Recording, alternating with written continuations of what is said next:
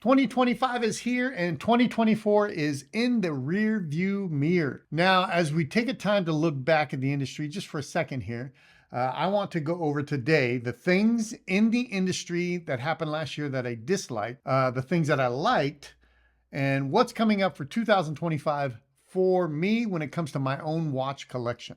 2024 was actually a crazy year in the watch industry. We've seen a lot of firsts. We saw some trends developed. We saw some greatness. We saw some horrible things. But generally speaking, there's a lot of movement in the watch industry last year.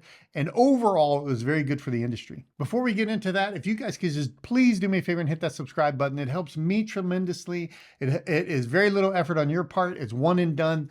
Thank you in advance. Getting back to 2024, I think that a couple of the things that we saw in 2024 were these very colorful dials. We've seen a lot of dial work in the industry, and that really draws a lot of people towards purchasing whatever watch they're going to get. I'm kind of a calm dial guy. I actually like a very simple dial, matte black, matte gray, matte blue, whatever color you want to put it in, matte it out. On top of that, I actually like no more complications than just the hour, minute, and second hands on my dial. But I know that's not everybody.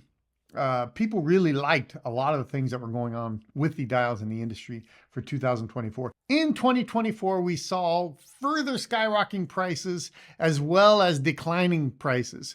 On the decline as a watch purchase guy, actually, you know what? All the way around, I think that cheaper watch prices make watches more obtainable for people. And generally speaking, it's a healthier industry when it's not full of like elites that can only spend $20,000, $40,000, $100,000, $200,000 on a watch. And then there's such a big gap between that and like the $400, $500.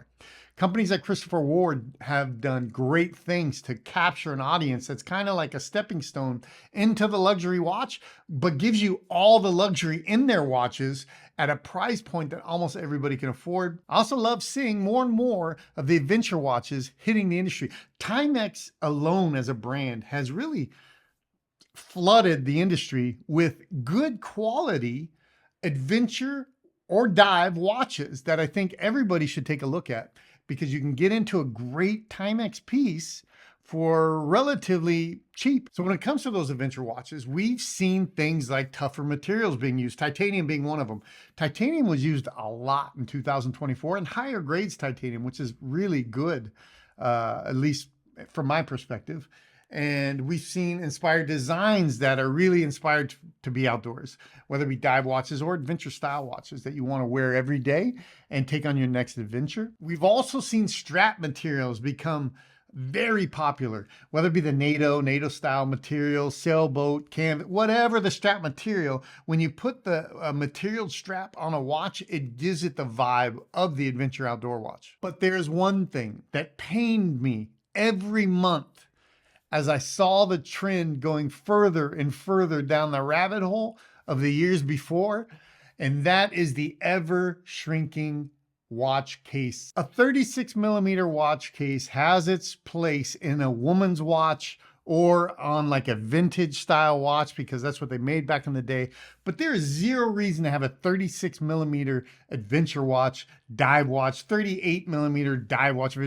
I can appreciate you dainty wristed men, but most of us could really land. And I would even encourage you guys to give it a double take, because I think most people could really land on a 40 millimeter watch case for your dive adventure watch.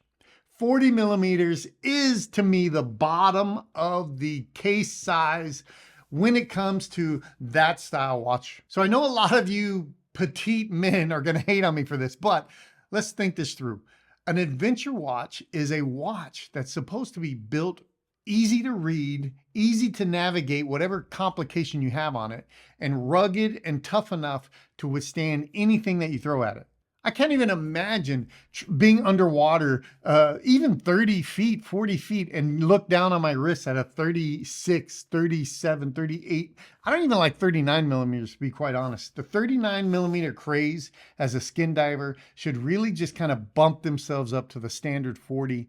because I know it doesn't sound like much, but that 1 millimeter in the size of a watch case makes a big difference. But as I was saying, when you're down underwater and you're trying to work a bezel and look at the time and make sure your oxygen stuff, if you're using your old school watch for that kind of tracking, is ridiculous. When you're out sweaty hiking through the mountains somewhere and it's dirty and you reach down your wrist, your little petite little 36 millimeter chronograph, trying to see if your time stopper that you just set is giving you the right, it's super illegible. Come on, guys.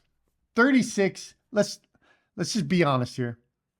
36 through 39 millimeter is not the place for an adventure watch when it comes to men's watches. Personally, I'm a 42 millimeter guy. That's right in the sweet spot for me. It's not a giant watch. I got a big marathon that's like 46, 47 millimeters, and I love it.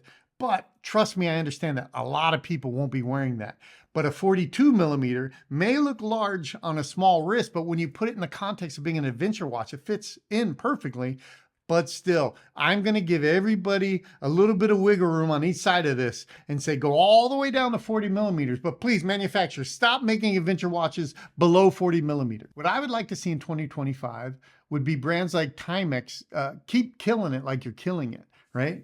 Christopher Ward, keep doing what you're doing. Maybe you want to consider slowing down the amount of watches you're pumping out, but you're doing great things. Brands like G-Shock, you're always solid. You've been solid since day one. You'll probably be solid till you don't make watches anymore, if that's ever a thing. I like to see brands like Seiko coming back down to earth with some of their pricing, because from what I understand, and I'm relatively new to Japanese watches, that Seiko used to be that brand that would give you massive value for your money. And now they've allowed their prices to creep up there that make some of them even unobtainable for, most people that like to buy watches. Lastly, what I would like to see in 2025 is the continuation of the price drop for luxury watches. I get it. Dealers, you love to sell watches that are 40,000 bucks, especially if they retail for 28,000. I understand all that, but really, people, let's stop looking at watches as investments and start putting them on our wrists to enjoy every day. That would get us back down to the point of saying, okay, cool, Rolex Explorer 2, that'd fit great at a $6,500, $6,800 range, right? Submariner, same thing. These are basic line timepieces that aren't over the top in their manufacturing, that really have this inflated price that most people will never be able to buy. And quite honestly, just aren't worth it. But there is a watch. There's a watch that was released in 2024, and that is my favorite watch of 2024. It probably is my favorite watch of the past 5 years. This watch is an adventure watch. It checks all the boxes for me, and that watch is the Tudor Pelagos FXD GMT. I mean, look at it. It looks amazing. This thing, it checks all the boxes for me, and quite honestly, would look amazing on my wrist. But it does come in with a $4,700 price tag retail. I don't see that price range actually going down, period, in the industry. Maybe a couple $100 here or there, but that's kind of like the entry level to the luxury watch brand. So $4,700 doesn't seem too crazy to me for this watch. The Pelagos FXD GMT comes in at 42 millimeters. It's a titanium case with fixed lugs that come in at 22 millimeter.